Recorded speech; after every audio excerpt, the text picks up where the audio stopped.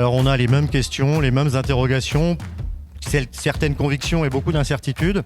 Il y a des risques. Le risque, c'est déjà de ne pas confondre l'IA générative ou en tout cas ChatGPT avec un moteur de recherche. Il est capable de vous inventer 3 fois une histoire complètement différente. C'est normal, il a été fait pour ça. Donc ça n'est pas un moteur de recherche, il ne faut pas se fier de façon formelle à ce qu'il va vous dire. On peut se demander aussi si on ne va pas tendre, c'est un vrai risque, vers une médiocrité moyenne parce que à force de faire tous la même chose et de converger tout compiler, et en même temps, je trouve que c'est une super opportunité pour plein de métiers.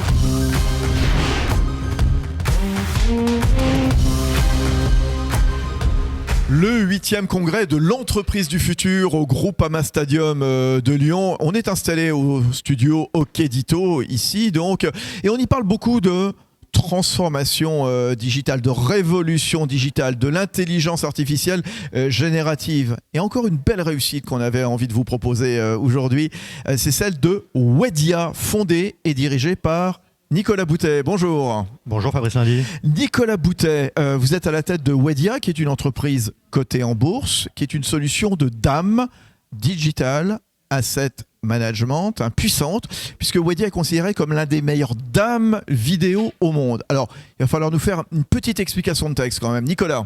Alors vous êtes très bien renseigné. Donc Wedia, c'est d'abord une équipe de 150 personnes, des passionnés qui sont plutôt basés en France, à Paris, à Bordeaux, à Limoges.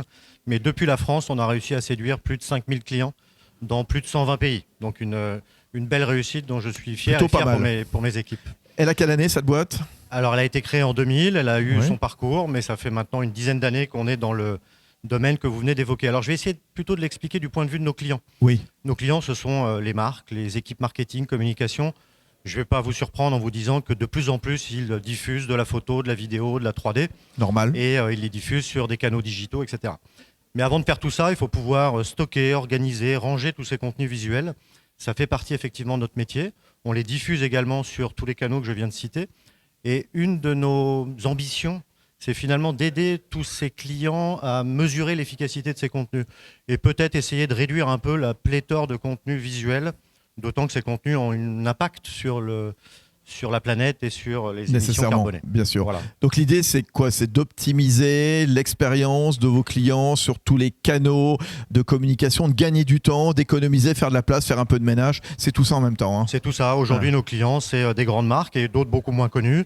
Encore une fois, de la photo, de la vidéo, tout ça, ça finit sur des réseaux sociaux où nous sommes très présents. Ça finit sur des canaux site web, site e-commerce. La difficulté, c'est de savoir, mais à quoi ça sert ? Est-ce que c'est vraiment utilisé ? Qu'est-ce que ça fait ? Est-ce que ça a de l'impact ? Est-ce que les gens sont engagés à travers ces visuels ?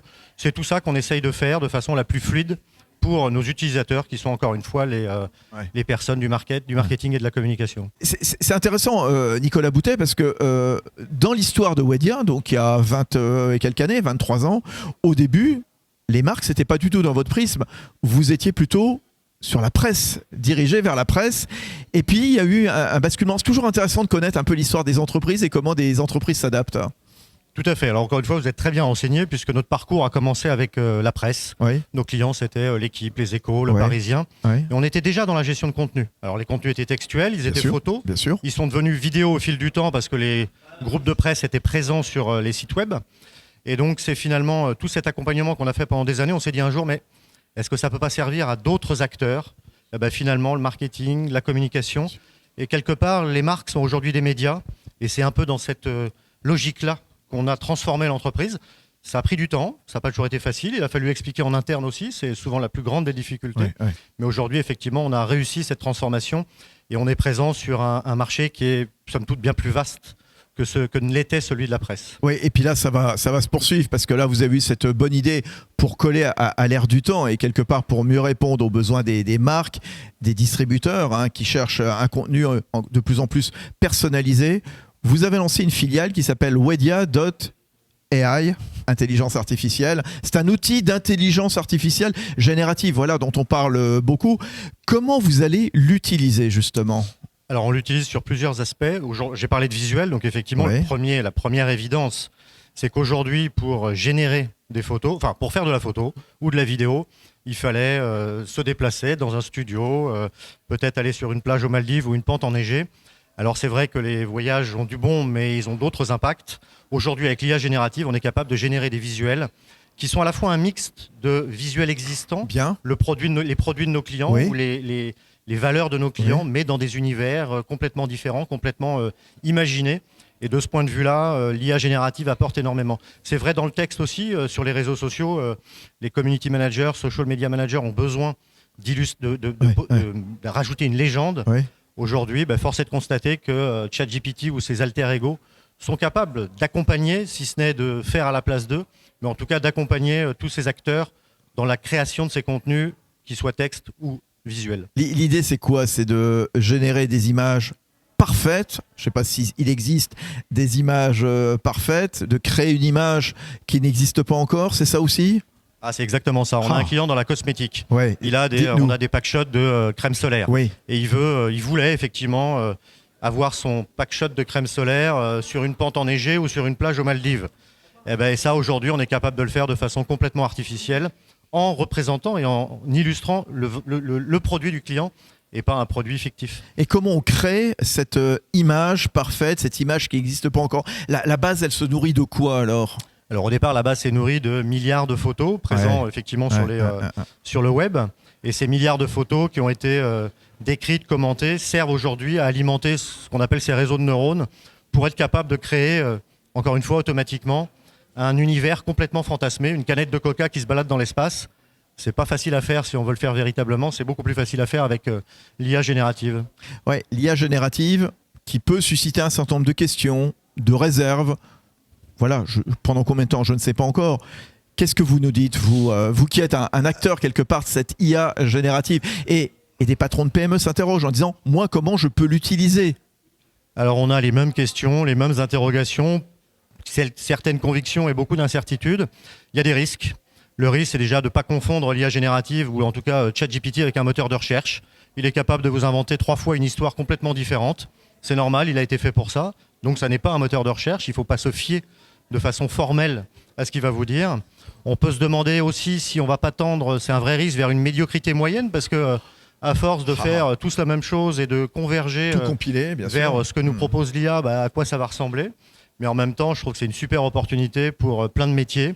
Bien évidemment, il faudra l'accompagner, et je crois que ce sera ça la valeur des gens comme nous et des actes, de l'être humain en général, c'est être capable d'accompagner plutôt que de subir ou de se laisser imposer. Faut quand même dire, voilà, l'IA, c'est aussi une aide à l'humain. Il ne va pas remplacer l'humain, mais c'est une aide, clairement. C'est clairement une aide, Ouais. il faut le voir effectivement comme telle, Ouais. comme une aide à l'humain, capable d'accélérer certaines choses, certaines créations. Mais à la fin, oui, il faut vérifier, il faut contrôler. Et puis au-dessus de tout ça, et avant tout ça, avant de créer, il faut aussi des personnes pour préciser ce qu'ils attendent de l'IA. Ça ne se fait pas tout seul. Donc là, il y a peut-être de nouveaux métiers qui vont émerger pour être capable de finalement piloter et faire en sorte que ce qui est créé correspond aux attentes du client, des marketeurs, des communicants, de n'importe quel métier. Voilà. Franchement, très intéressant. Bravo, passionnant. Nicolas Boutet, donc fondateur de Wedia, merci beaucoup. Merci à vous. Merci, c'était génial. Tiens, puisqu'on parlait de croissance digitale, OKédito, Noémie Tillemont, elle va vous poser 3 questions. J'espère que vous avez la réponse. Pas sûr. À tout de suite. Avec plaisir. Merci beaucoup. On voulait savoir tout simplement, chez Wedia, vous êtes plutôt physique ou digital?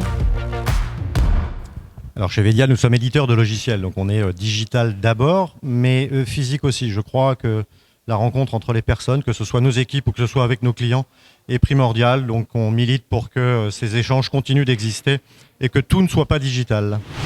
La deuxième chose qu'on voulait savoir, chez Wedia, est-ce que vous vous concentrez sur le newbie, c'est-à-dire l'acquisition de nouveaux clients, ou sur la valeur vie client, c'est-à-dire entretenir et conserver vos clients existants? Alors là, je ne peux répondre que les deux. Bien évidemment, il faut essayer de développer la valeur chez nos clients et on s'y emploie à travers nos solutions, mais à travers aussi du conseil. Et puis, pour continuer de se développer, le newbies est tout aussi important. Donc, on essaye de travailler sur les deux. Et enfin, on se demandait, si Wedia était un sport, quel serait-il? Ah, c'est compliqué. Alors, je vais répondre le triathlon. Et alors, le triathlon par équipe. Pourquoi? Triathlon parce qu'au sein du groupe Wedia, en fait, il y a 3 entités et 3 activités très complémentaires mais un peu différentes. Donc, le triathlon reflète bien finalement cette complémentarité. Et par équipe parce qu'il n'y a rien qui se fait tout seul et qu'effectivement, c'est bien par équipe qu'on réussit. C'est par équipe qu'on a des difficultés, mais c'est comme ça qu'on les surmonte. Donc, voilà, le triathlon est un bon exemple. Bravo. Merci beaucoup. Merci à vous. Merci Noémie.